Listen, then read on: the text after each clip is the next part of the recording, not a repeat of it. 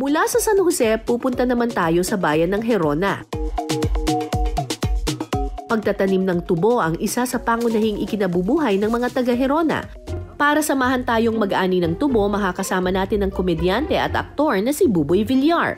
Magtatabas daw po kami ng tubo. At ganda experience ito. Ma'am Cara, in fairness po talaga, nung pinag-guest po kayo sa your pinaupo ko lang po kayo.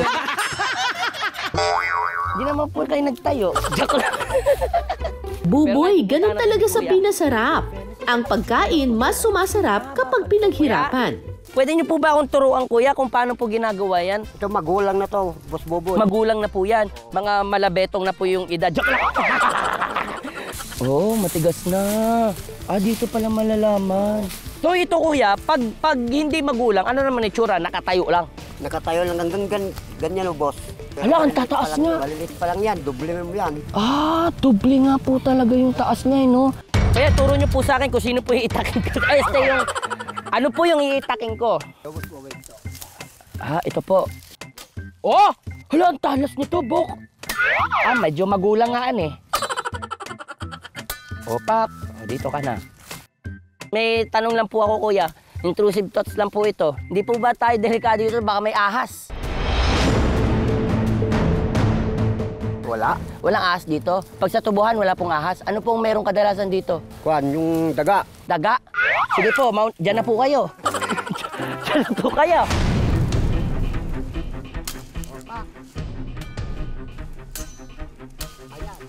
Kapalit ng paghihirap,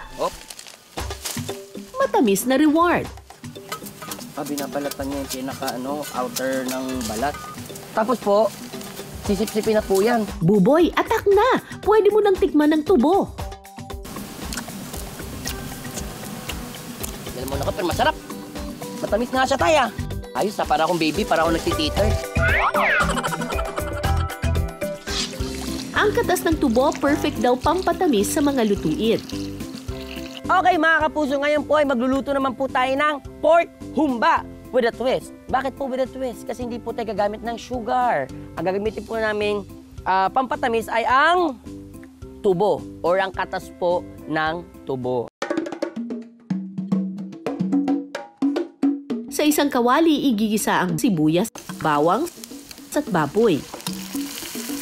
Kung hindi mo lang natatanong, Te, paborito ko rin talaga maghalo sa bahay. Maghalo lang. Magluto.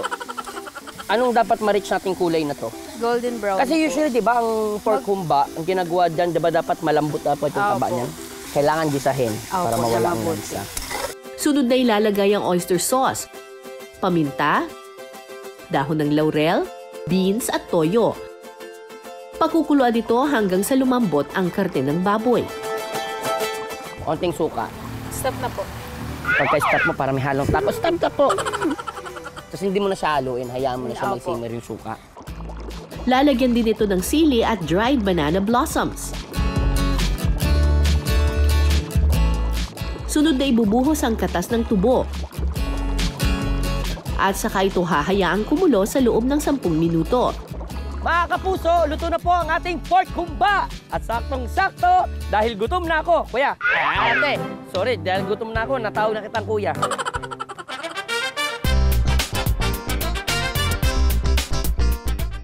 Pork humba na may katas ng tubo, swak kaya sa panlasa? Malambot siya. Oo nga.